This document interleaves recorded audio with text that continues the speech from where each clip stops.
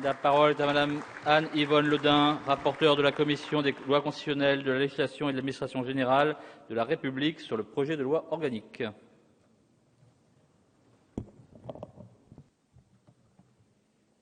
Madame la Ministre,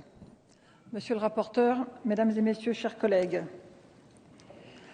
l'Assemblée nationale est aujourd'hui saisie en première lecture du projet de loi organique relatif à l'indépendance de l'audiovisuel public qui a été déposé le 5 juin 2013 sur le bureau de notre Assemblée et adopté le 17 juillet dernier par la Commission des lois. Ce texte vient compléter le projet de loi ordinaire portant le même intitulé que vient de nous exposer mon collègue Marcel Rogemont au nom de la Commission des affaires culturelles saisie au fond et adopté par elle le 16 juillet 2013. Ces deux textes ont pour objet de modifier le mode de nomination des présidents des sociétés nationales de programme que sont respectivement France Télévisions, Radio France et la Société de l'audiovisuel extérieur de la France, devenue le 27 juin dernier France Média Monde. Nous sommes donc bien dans le champ de la télévision et dans le champ de la radio, deux médias importants et nécessaires, généralement confondus sous le terme d'audiovisuel, et nous sommes également sur le rayonnement de la France à l'étranger. Je voudrais rappeler et souligner que les temps changent. Au début de ce grand média qu'est la télévision, qui est maintenant un média immense, l'ORTF était nécessaire. L'ORTF, tout le monde s'en souvient, certains s'en souviennent, c'était le temps où le journal télévisé, son ordre du jour était décidé dans les ministères. Ce temps est révolu, le monde a changé, les temps ont changé et en 1983, il y a 27 ans, il avait été décidé la création d'une haute instance de l'audiovisuel, vous l'avez rappelé, Madame la Ministre, et c'était bien. Elle avait évolué, changé en 27 ans, elle avait trouvé son rythme de croisière et ce concept même d'indépendance qui est si nécessaire et si important à tout ce qui tourne à l'information, au journalisme, aux médias et aux relations dans une société mature comme la nôtre, toujours en mouvement, démocratie et formée et intelligente et qui fait confiance à sa population, de la construction de corps intermédiaires entre le chef et le peuple. Et cela s'appelle l'Assemblée nationale, cela s'appelle les professionnels, cela s'appelle des institutions indépendantes du politique, mais qui ont tout leur poids et un poids économique et moral dans notre démocratie mature. L'ambition de cette réforme était de revenir sur la procédure de nomination des présidents des sociétés nationales de programme telle qu'elle est issue de la loi organique du 5 mars 2009. Depuis, en effet, les présidents des sociétés nationales de programme sont nommés en application du 5e alinéa de l'article 13 de la Constitution par décret du président de la République, certes après avis conforme du Conseil supérieur de l'audiovisuel, le CSA, et après avis public des commissions permanentes compétentes de chaque assemblée. On pouvait croire que c'était effectivement une indépendance conservée. Non, c'était une nomination en direct entre le monde public de l'information, qui doit être garant des libertés fondamentales et des libertés intellectuelles et morales de la nation, mais également de chacun d'entre nous. Il s'agit en fait, en l'espèce, des commissions des affaires culturelles de l'Assemblée nationale et du Sénat qui étaient appelées à donner un avis. Cette procédure jette un doute sur l'indépendance à l'égard du pouvoir exécutif des personnes qu'il s'agit de désigner et n'apparaît pas compatible avec les exigences d'une démocratie moderne. Alors qu'il a fallu attendre la loi du 29 juillet 1989 sur la communication audiovisuelle et la mise en place de la Haute Autorité de la communication audiovisuelle devenue en 1989 le Conseil supérieur de l'audiovisuel,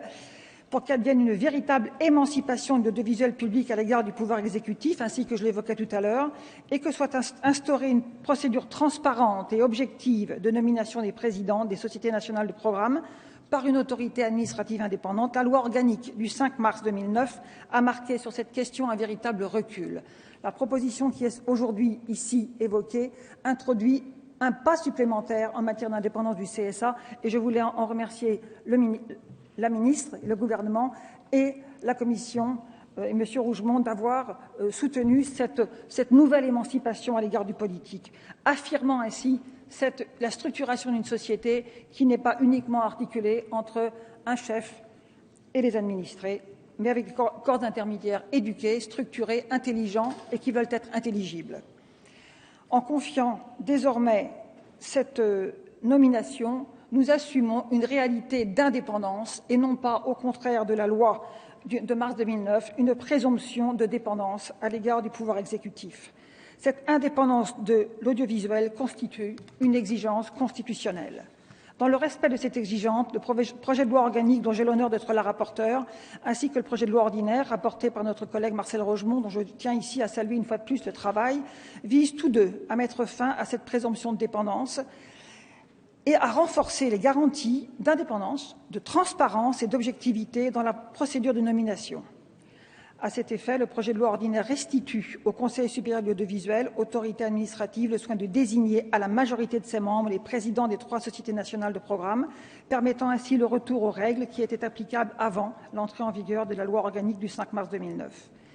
Le dispositif envisagé est pleinement conforme aux exigences posées par le Conseil constitutionnel, lequel a constamment veillé à ce que la procédure de nomination des dirigeants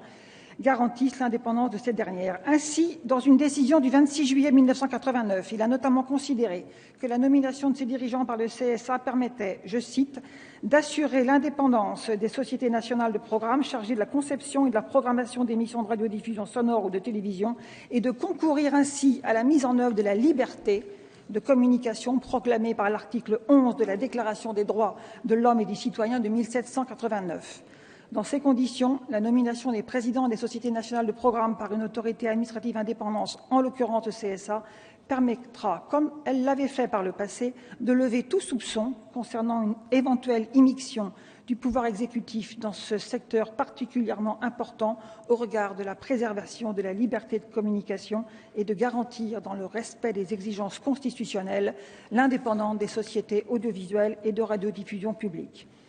Tirant ainsi les conséquences de ce nouveau mode de nomination, le projet de loi organique qui nous est soumis abroge, en son article 1, la loi organique du 5 mars 2009 et supprime, à son article 2, les références au président de France Télévisions, de Radio France et de la société en charge de l'audiovisuel extérieur de la France, dans le tableau qui est annexé à la loi organique numéro 2010-837 du 23 juillet 2010 relative à l'application du 5e alinéa de l'article 13 de la Constitution. Certains d'entre vous, oui, c'est précis parce qu'il est nécessaire que ce soit précis. Quand on parle de liberté, il faut être précis, parce que c'est dans l'imprécision que se nichent toutes les astuces de la soumission. Certains d'entre vous, et notamment sur les bancs de l'opposition, m'objecteront peut-être que l'un des aspects positifs de la réforme de la procédure de nomination issue de la loi organique du 5 mars 2009 avait été de permettre aux assemblées parlementaires de rendre, à l'occasion de leur nomination, un avis sur le projet stratégique des candidats à la présidence des sociétés de l'audiovisuel public. Je tiens à cet égard à préciser que la réforme envisagée entend bien conserver le principe d'une étroite association du Parlement. En effet, le projet de loi ordinaire prévoit que les présidents nouvellement désignés transmettront au président de l'Assemblée nationale et au Sénat, ainsi qu'aux commissions permanentes compétentes, il s'agit là encore de commissions des affaires culturelles, un rapport d'orientation dans un délai de 2 mois après le début de leur mandat. Les parlementaires conserveront en outre la possibilité, s'ils le souhaitent, d'auditionner sur la base de ce rapport les présidents après leur nomination. Dans le respect de la séparation des pouvoirs, cette procédure permet de porter à la connaissance du Parlement le projet stratégique du président d'une société nationale de programme nouvellement désigné. Pour conclure, en ma qualité de rapporteur du projet de loi organique, lequel assure la coordination avec les dispositifs contenus dans le projet de loi ordinaire, je vous demanderai, mes chers collègues, d'adopter ces 2 textes qui renforceront l'indépendance du secteur de l'audiovisuel public, tout en veillant à associer la représentation nationale dans la mise en œuvre et la protection de la liberté constitutionnellement garantie de communication. Nous sommes dans une démocratie mature. Entre le progrès démocratique et le CSA, il y a des concepts que nous faisons mûrir de majorité, d'unanimité, des 3/5. C'est ainsi qu'une société progresse, c'est ainsi qu'une société avance, c'est ainsi qu'une société se régule et qu'elle assume elle-même les conditions de sa régulation et qu'elle le fait au vu de tous. Et cette Assemblée, cet hémicycle, chers collègues, est le meilleur endroit pour le ranimer et le raviver à chaque fois. Je vous remercie.